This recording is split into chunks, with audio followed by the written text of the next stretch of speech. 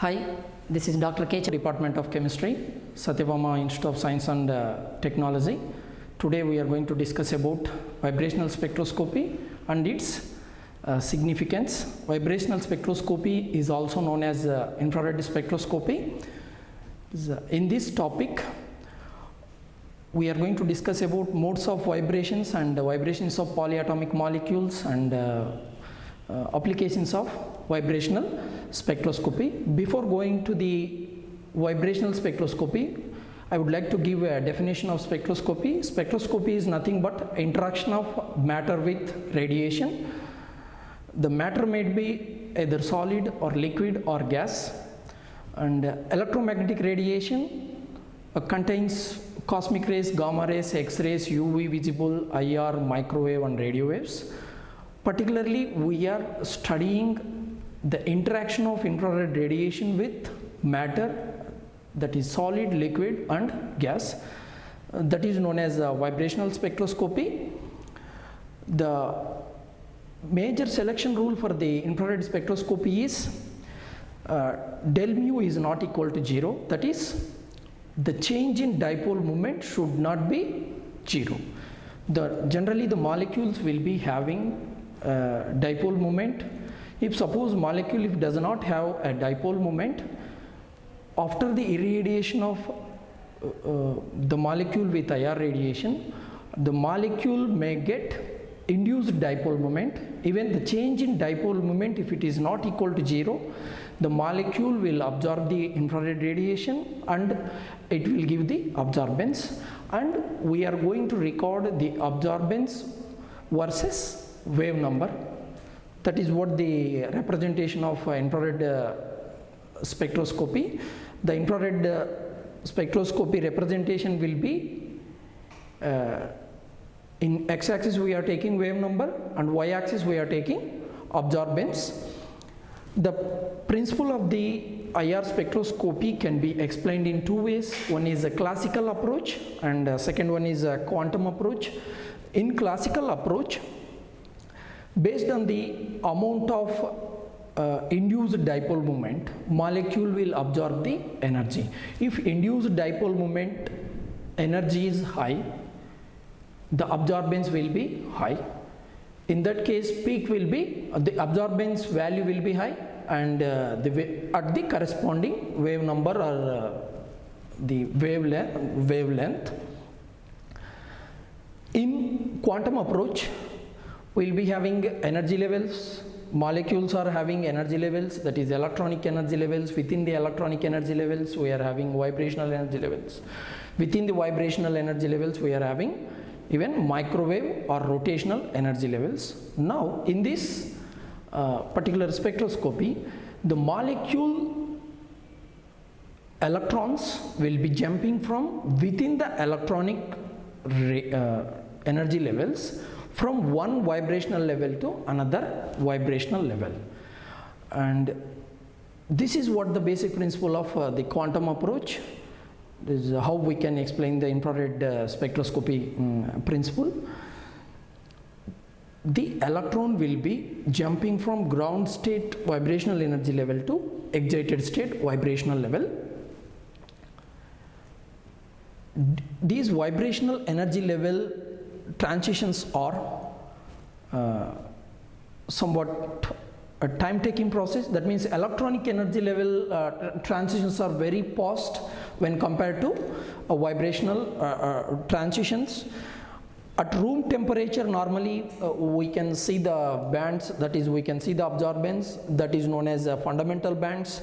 At higher temperature, if you see the absorbance, that is known as hot bands.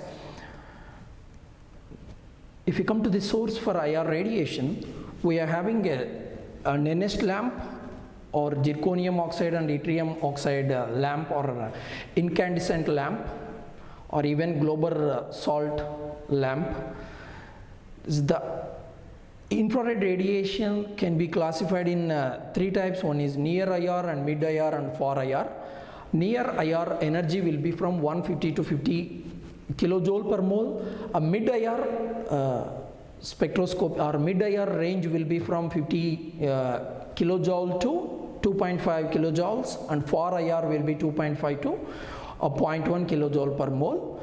This, with respective to wave number, even we can, that is 12,000 to 4,000, that is near IR, mid IR, 4,000 to 200, and for IR 200 to 10. In FTIR spectroscopy, we are using even IR detectors. Those IR detectors are made by a germanium, lead sulfide, or lead selenide, or lithium tantalate, indium gallium arsenide materials. Depends on our wave number range, we can use different IR detector. The absorbance will be normally in the form of interferogram. This is a raw representation of FTIR spectrum.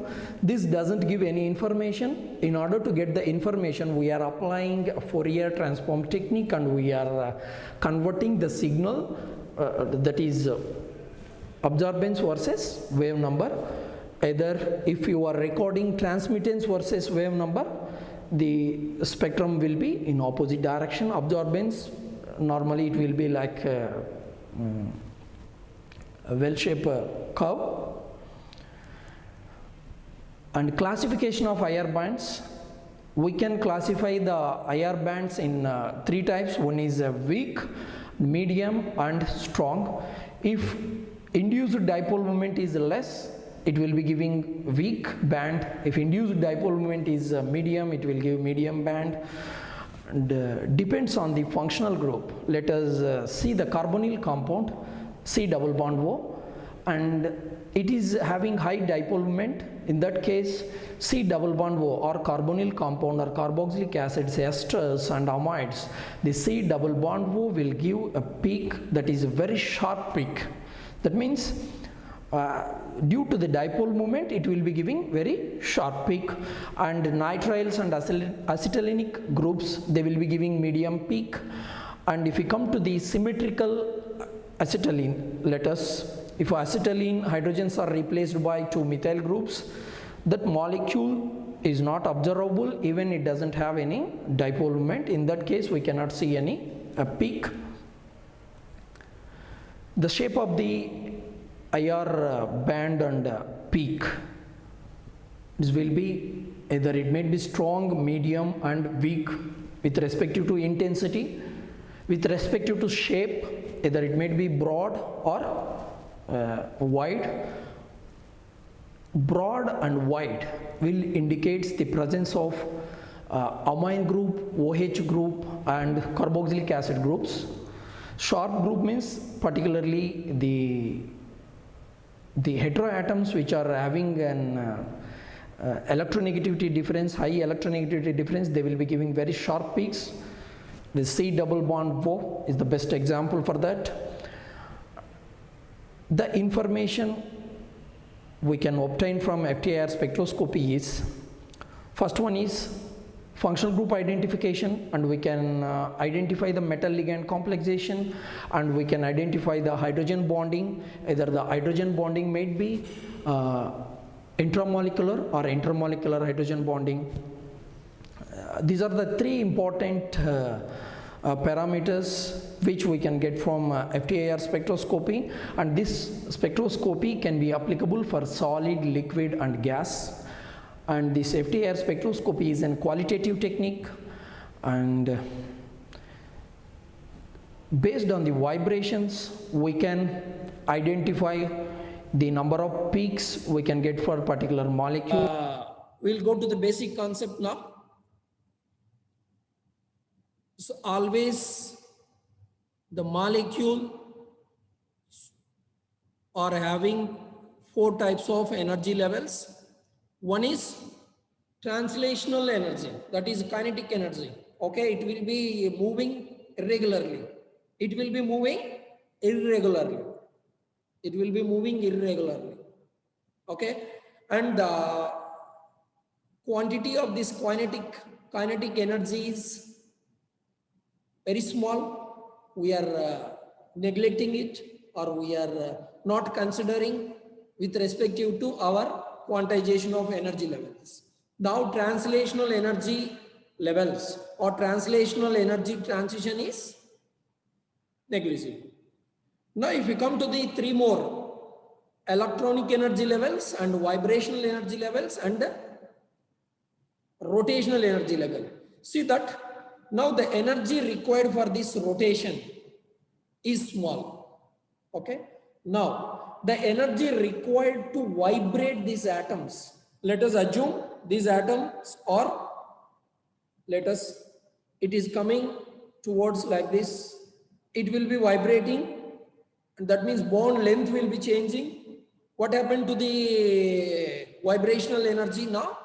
When compared to rotational, vibrational energy is higher. Okay, when compared to vibrational energy, electronic energy level, that is higher. higher. We know well. Now if you are sending energy to this molecule, what happens? If you are sending energy to this molecule, what happens? Either Will get excited. molecule will rotate. For rotation, what type of energy we require? Microwave energy. Okay. For vibration, what type of energy we require? Like expansion and compression. Expansion and compression. Okay. Every atom will be expanding and it will be compressing. Okay. This is vibration. And the vibration is two types. What are those? One is change in bond length is stretching vibration. If you are changing the bond length, if it is vibrating, it is expanding and it is compressing. This is known as stretching vibration. Okay? This is known as stretching vibration. What it is? Stretching vibration. If suppose this is, let us assume these two atoms are coming together. These two atoms are coming together. What it is? Change in bond angle is happening. Just you see, this is an sp2 hybridized molecule. The bond angle between these two or these two, 120, 120, 360. Okay. Now what happens? The bond angle will be changing during the vibration. If you are changing the bond angle, that is known as bending vibration. Okay, or deformation. There's another name for the bending vibration is deformation. Okay, bending vibrations and stretching vibrations. We are classifying the molecules based on the energy, that is linear, asymmetric, spherical, symmetric. Okay, that is over. Now, based on the what we are classifying, just vibration we are classifying. The vibration of this tetraatomic molecule BCl3, let us, what type of vibrations it will be having? One is stretching vibration, one is bending vibration. Bending vibration means the bond angle will be changing like this. Like this it may vibrate. This is what type of it is? One type of changing angle vibration. And if these two atoms are coming together, it is scissoring. Scissoring, rocking.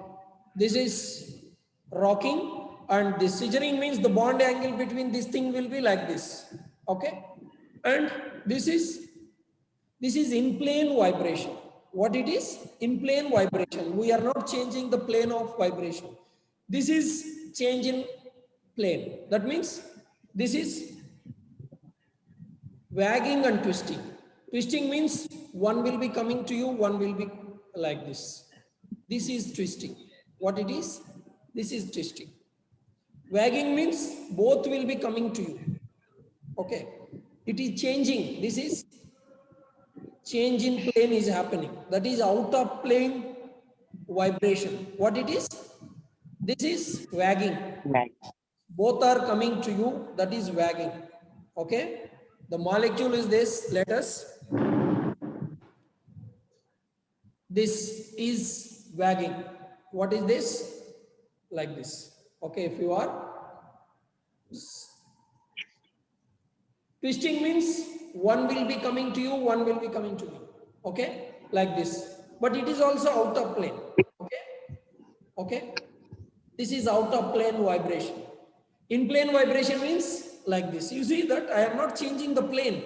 Just both atoms are either going towards clockwise or anti-clockwise. Okay. This is about vibrations. What is a vibration? Change in bond length or bond angle is happened, that is known as vibration. We are classifying this vibration into two types. One is stretching vibration, another one is the bending vibration.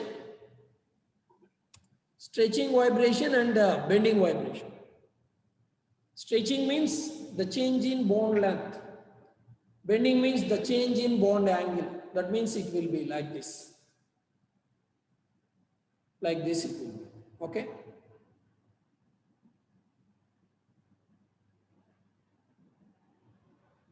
Stretching vibrations require higher energy than bending vibrations. You keep in mind, stretching vibration requires higher energy than bending vibration, always. The energy required for stretching is higher than the bending vibration.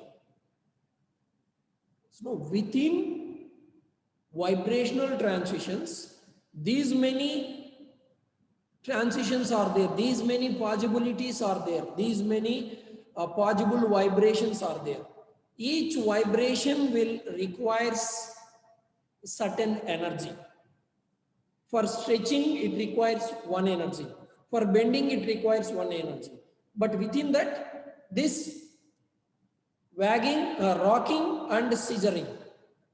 Scissoring may require certain X amount.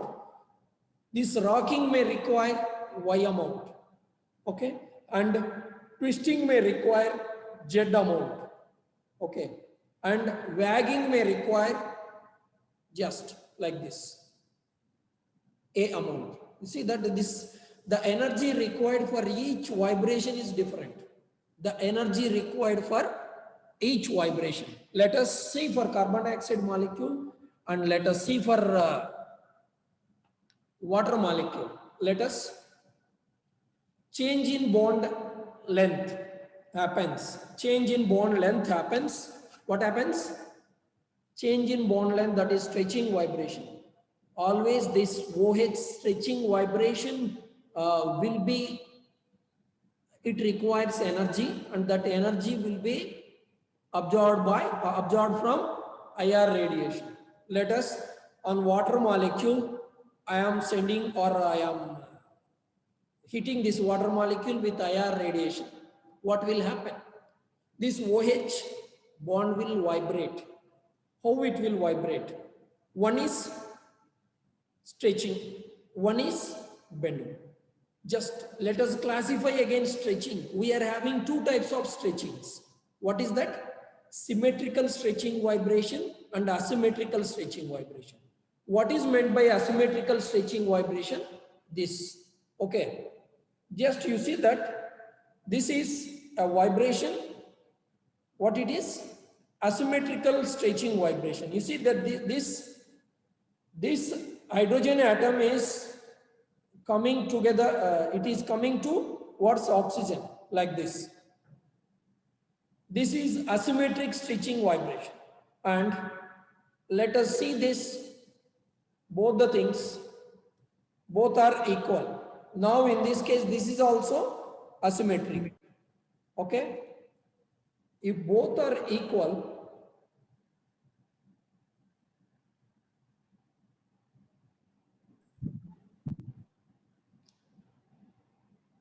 this is symmetrical.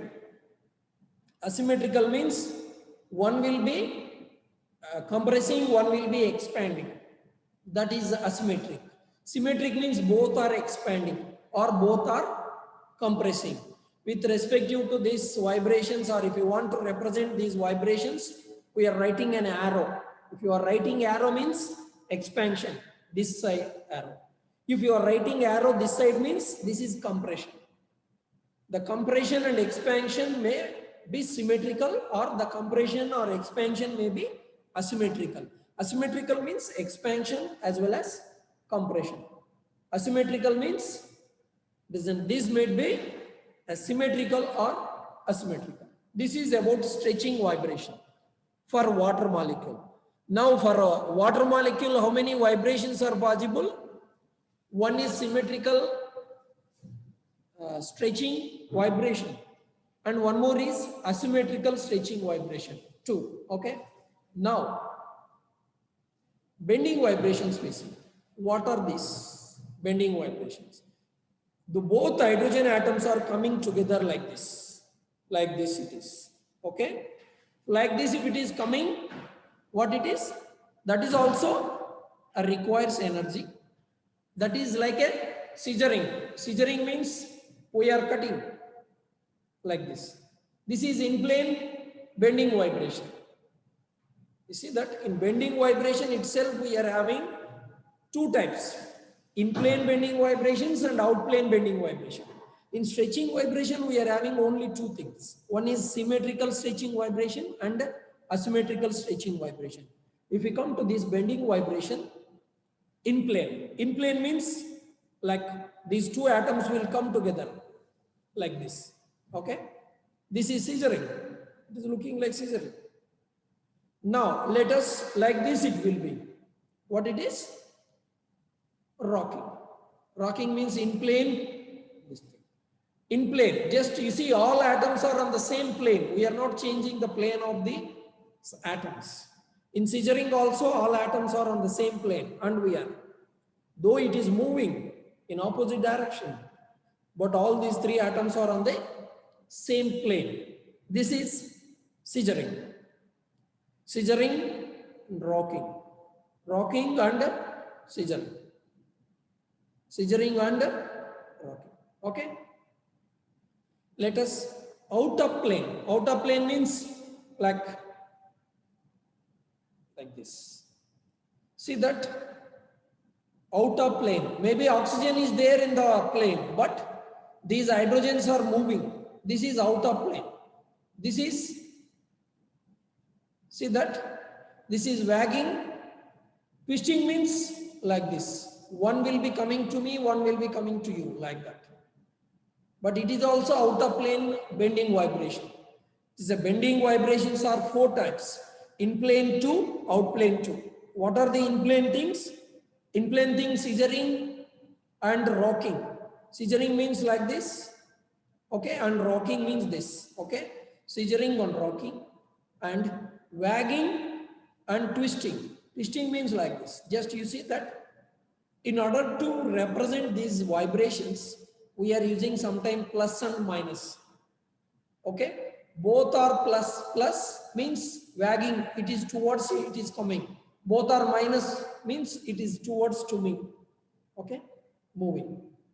One is plus, one is minus means one is coming to you, one is coming to me. That is, with respect to you, it is positive. With respect to me, it is negative. Okay, plus and minus. Okay, so what it is an outplane bending vibration. It is called wagging. What is this? Wagging. Wagging and twisting. This is twisting. One is coming to you, one is coming to me. Like this. Like this. Okay. This is an outplane bending vibration. Okay. Twisting and wagging. Twisting, wagging, scissoring, rocking, four types. Now just let us with the hand itself we will scissoring, rocking, wagging, either two. Normally we are having two types of molecules, linear molecules and non-linear molecules. For non-linear molecules we require 3n minus 6. N is number of degrees of freedom. What is meant by degrees of freedom? If we want to define an atom or molecule, we require minimum variables to define a position of an atom in three-dimensional space. That is known as degrees of freedom. and n is number of atoms, 3n minus 5. This is for linear molecules. 3n minus 6 is for non-linear molecules, and n is number of atoms present in the molecule. If suppose H2O, it is a non-linear molecule, and n is equal to 3. If you are substituting this 3 in 3n minus 6, we get 3. That means water should have 3 vibrations. If you apply the 3n minus 5 formula for carbon dioxide molecule, carbon dioxide is a linear molecule and it is a triatomic molecule. If you substitute 3 into 3, 9 minus 5, it is giving 4. Carbon dioxide should give 4 vibrations and 4 peaks, and water should give 3 peaks. This is a theoretical prediction, but experimentally we are not observing these vibrations as in peaks, because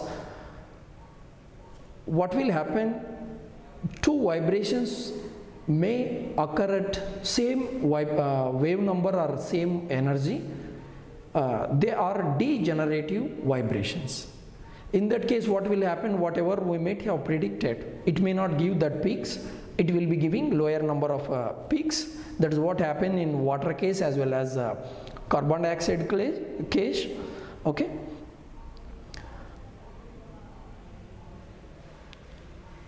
And factors affecting the vibrational frequency.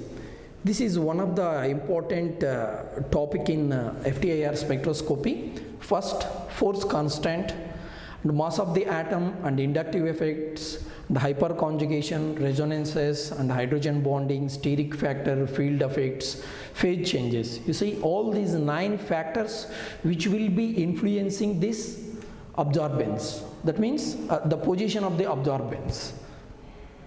That means these factors will influence the position of the absorbance of these each vibration. And if you come to the force constant is nothing but an let us assume a hydrogen molecule, and if you are hitting this hydrogen molecule with IR radiation, what will happen? These hydrogen atoms will vibrate, but these 2 hydrogen atoms will try to restore its original position. This is a restoring force. That restoring force we are representing in the form of force constant. Okay, if higher the bond order, that is for double bond, triple bond, what will happen? This force constant will be increased. If due to the increase of this force constant or due to the increase in this bond order, what will happen? It require more energy. It require more energy. That means they will be giving peak at higher frequencies. And if you come to the formula, that is nu is equal to 1 by 2 pi into square root of k by mu. Okay, 1 by 2 pi square root of k by mu. Nu is equal to the frequency, and k is equal to force constant, mu is equal to reduced mass, and mu is equal to m1 m2 by m1 plus m2, and m1 m2 we can take it as an 2 atom vibrating atoms, and even we can calculate theoretically the reduced mass. And if you are substituting the reduced mass in this equation, and if you are substituting the frequency or wave number in the equation, what will happen? We can get the force constant. This is what the determination of force constant. Even we can determine the force constant of the molecules. Even if you are increasing the bond order, this force constant will increase. If you are increasing the mass of the atoms, let us take carbon, hydrogen, carbon, deuterium, carbon, tritium, what will happen to the force constant? Force constant will increase. And if you increase the mass, force constant will increase. Greater the mass, lower the wave number, and higher the force constant. Particularly, how we can calculate the force constant of any molecule? By using a formula, that is force constant equal to 4 pi square c square nu bar square and into mu. In this, c square is velocity of light and nu bar is the wave number and mu is the reduced mass. By using this, we can calculate the force constant.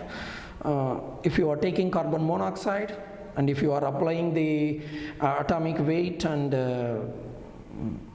if you are calculating the reduced mass, we will be getting 11.83 into 10 power minus 27 kgs. And if you are substituting this value in force constant, that is k is equal to 4 pi square c square nu bar square, we get force constant of 1855 Newton per meter. This, and even hybridization will influence the vibrational frequency. If you are increasing the S character or if you are decreasing the S character, it will show the a different vibrational frequency. That means peak will be observed at a different vibrational peak position. Let us take acetylene. Acetylene will be giving peak at 3300. If you are coming to the sp2, that is ethylene, it will be giving peak at 3100, and sp3 it will be giving peak at 2900 and 2980 something. See the effect of S character or effect of hybridization on vibrational frequency. And if you come to the calculation of nu bar or calculation of force constant, along with if you know, you can calculate either force constant or vibrational frequency. By seeing this vibrational frequency, we can identify the functional group. And one more important thing is ring strain. If you are increasing the ring size, what will happen? Strain will decrease and frequency will be lowered. Let us take cyclohexanone, cyclopentanone and cyclobutanone and cyclopropanone. What will happen to the vibrational frequency? Vibrational frequency will increase if you are decreasing the ring size. You see, it is very, very important. This is ring strain. How ring strain is affecting the vibrational frequency? If you are decreasing the ring size, what will happen to the vibrational frequency? Vibrational frequency is increasing. That means ring strain is higher, vibrational frequency also higher. It isn't directly proportional. And even in the same compound, if you are having any double bond like alpha beta unsaturated carbonyl compounds with 6-membered, 5-membered and 4-membered, the frequency will increase. Even it will the double bond will alpha beta unsaturated position will increase the wavelength, and this is what the effect of ring strain. Even cyclic lactams, if you see 6-membered and 5-membered and 4-membered, the cyclic lactams, that is the cyclic esters, if you see the vibrational frequency, 6-membered, 5-membered, 4-membered. Cyclic lactam 4-membered will be having higher vibrational frequency. Even if you are substituting the double bond in the same manner, it will be increasing its vibrational frequency. And one more thing, alpha substituent effects, that is near to the carbonyl group at alpha position, if you are having any electronegative atom, what will happen to the vibrational frequency? Vibrational frequency will be increased because depends on the position. Let us take cyclohexanone at carbonyl position, at alpha position. If you are having a halogen, if that halogen is at axial position, what will happen? The frequency will be higher. And if it is in equatorial position, frequency will be higher. At axial position, the frequency will be lower, because in axial position and carbonyl, the both dipole moments created by these groups CCl and C double bond O will be mutually cancelled. That's what the dipole moment will be less and frequency will be less. If it is in equatorial position, the halogen is at equatorial position, it will be giving peak at lower frequency. And even hydrogen bonding, intermolecular hydrogen bonding and intramolecular hydrogen bonding. This intermolecular hydrogen bonding will vary with concentration. Intramolecular hydrogen bonding is a concentration independent. That means if you are taking 0.1 molar or 1 molar, it will be giving peak at the same position. That means intramolecular hydrogen bonding doesn't have any effect on a peak position or vibrational frequency. If in intermolecular hydrogen bonding, definitely depends on the electronic factor or steric factor, the peak position will vary. Okay, even inductive effect and hyperconjugation or resonance effect, you see that anhydrates, acid chlorides and esters, aldehydes, ketones, acids, amides. If you are coming from left to right, anhydrates have higher vibrational frequency, amides will have lesser frequency. Anhydrates, acid chlorides, anhydrates, esters, aldehydes, ketones, acids and amides. Okay, anhydrates will be giving two bands actually. Anhydrates, acid chlorides, esters, aldehydes, ketones, acids, amides. This is the order. Okay, and this order can be explained based on inductive effect or hyperconjugation. This hyperconjugation is nothing but the polarization of the alpha bond. At double bond, if alpha hydrogen, that is alpha carbon is having an hydrogen, what will happen? It will be showing hyperconjugation form. If number of alpha hydrogens increases, what will happen? It will be having higher number of hyperconjugation structures and it will be having higher stability. This is what the explanation for this order. And even the substituents, even electron donating groups will lower the absorptional frequency, electron withdrawing groups will raise the absorption frequency. That means like an cyclohexanone or even benzene. On benzene, just let us, or benzaldehyde. If you are keeping a methyl group on benzaldehyde, what will happen to the frequency? Frequency will be lowered. And if you are keeping an nitro group on benzaldehyde, what will happen to the carbonyl frequency? It will be raising the frequency. That means electron withdrawing groups will raise the vibrational frequency, electron donating groups will lower the vibrational frequency. And heteroatoms, let us, if any heteroatom is there at alpha position for this carbonyl things, due to the inductive and resonance nature, the hydrogen bonding will, due to this nature, what will happen?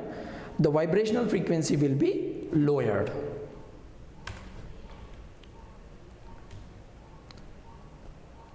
The molecules which are having center of symmetry, they are IR inactive molecules. Let us take 2,3-dimethyl butene, 2-butene.